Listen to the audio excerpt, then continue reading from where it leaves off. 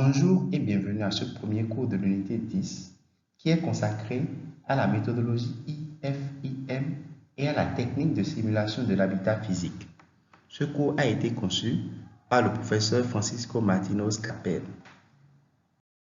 Je commencerai ce cours d'abord par une introduction, puis j'expliquerai le processus de la méthodologie IFIM, In-Stream Flow Incremental Methodology, puis le processus général de la simulation de l'habitat physique et enfin, je présenterai le résumé de ce cours.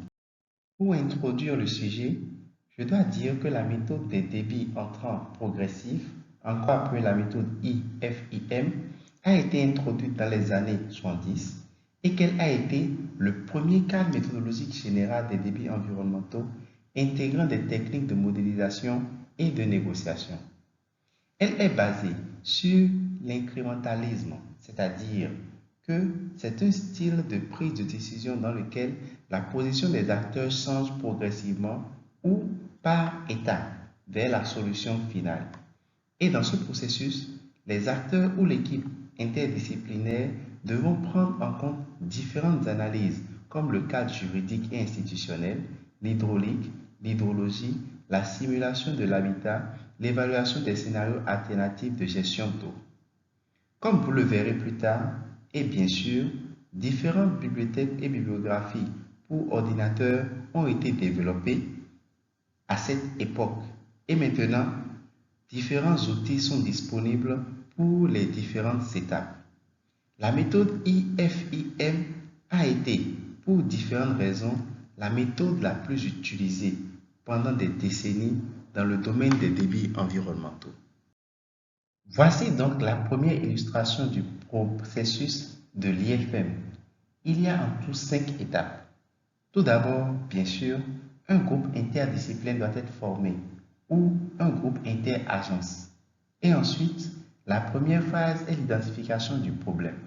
Cela signifie qu'il y a une analyse juridique et institutionnelle et une analyse physique du cadre du projet à développer. Et ensuite, il y a une deuxième phase de planification de l'étude où les participants et le groupe définiront précisément les objectifs, la portée, le budget et toutes les études comme la modélisation par exemple qu'ils veulent développer dans le processus. Ensuite, les résultats seront les objectifs de l'étude pour réaliser la troisième phase ou la manière de mettre en œuvre l'étude. Ici, vous pouvez voir d'abord une analyse ou une modélisation concernant l'adéquation des espèces de micro-habitats. S'il existe des modèles de ce type, comme le méso-habitat ou le micro-habitat. Ensuite, il peut y avoir un modèle de température, puis des modèles de qualité de l'eau. L'autre partie de la mise en œuvre de l'étude comprend généralement les espèces de micro-habitats ou la simulation de micro-habitats où nous devons prendre en compte plusieurs facteurs ou composantes que j'expliquerai plus tard. Après cette mise en œuvre des outils et de techniques de modélisation, toutes ces informations sont couplées à l'hydrologie pour réaliser ou obtenir ce que nous appelons la série chronologique de l'habitat total utilisable et de l'habitat effectif dans le temps pour une ou plusieurs espèces cibles. Grâce à ces informations, il est possible d'effectuer une analyse alternative des différentes possibilités de gestion de l'eau et des débits environnementaux.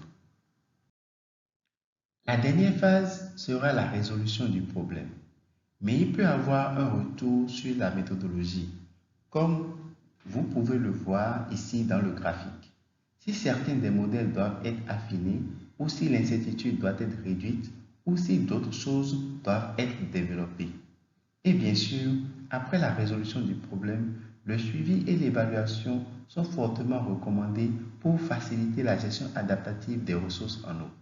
Il est donc très important de considérer qu'après la décision sur les débits environnementaux, le suivi et l'évaluation sont très pertinents. C'est pourquoi la technique de simulation de l'habitat physique a été créée comme une partie fondamentale de la mise en œuvre de l'étude IFIM. Ensuite, plusieurs outils ont été créés, comme à l'époque le FABZIM, mais d'autres outils sont disponibles aujourd'hui.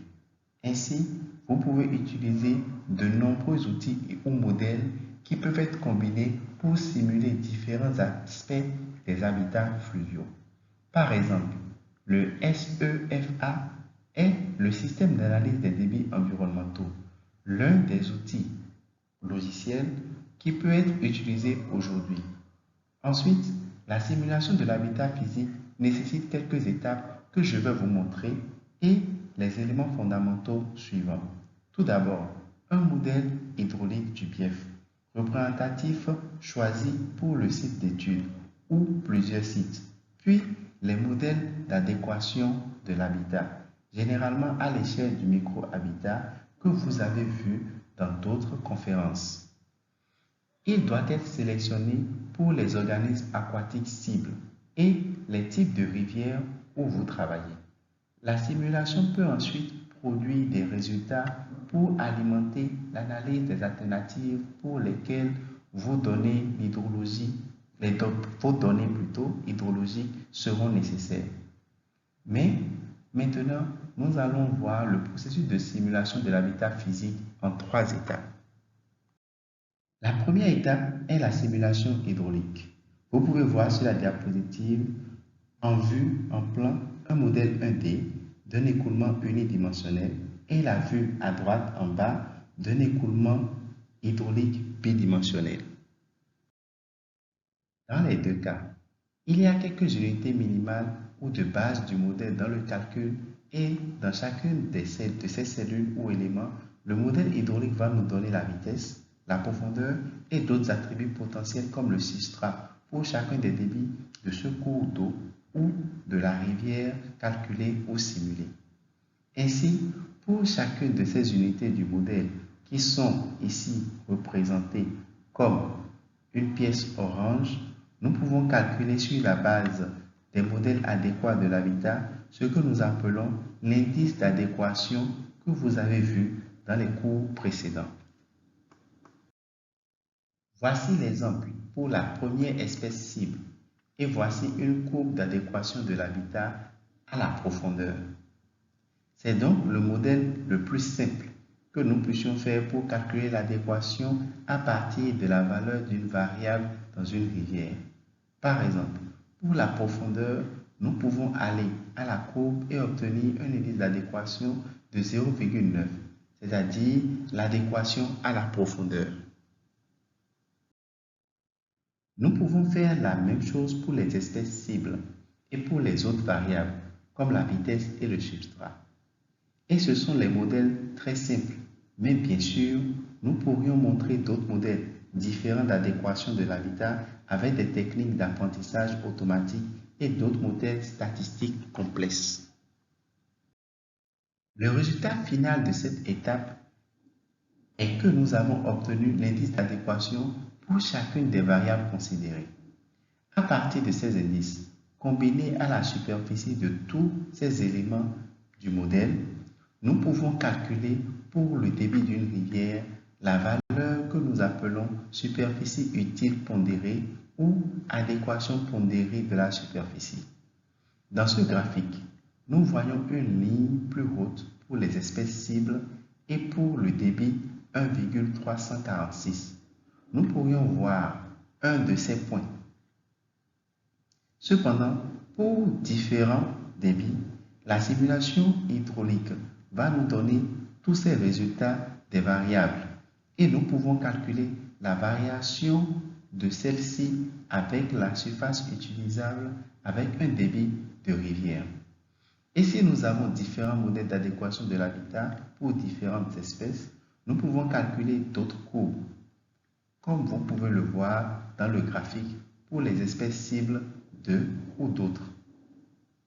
D'autres méthodes, réglementations ou normes juridiques existent dans différents pays, dont certaines régissent la manière dont nous pouvons combiner ces informations pour obtenir un débit minimum ou un débit élevé ou autre.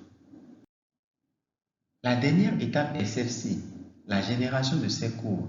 Mais dans le cadre de l'IFIM, nous pouvons calculer les scénarios alternatifs de débits environnementaux ou, pour mieux expliquer, nous pouvons estimer les valeurs de l'habitat avec la surface utilisable dans différents scénarios alternatifs.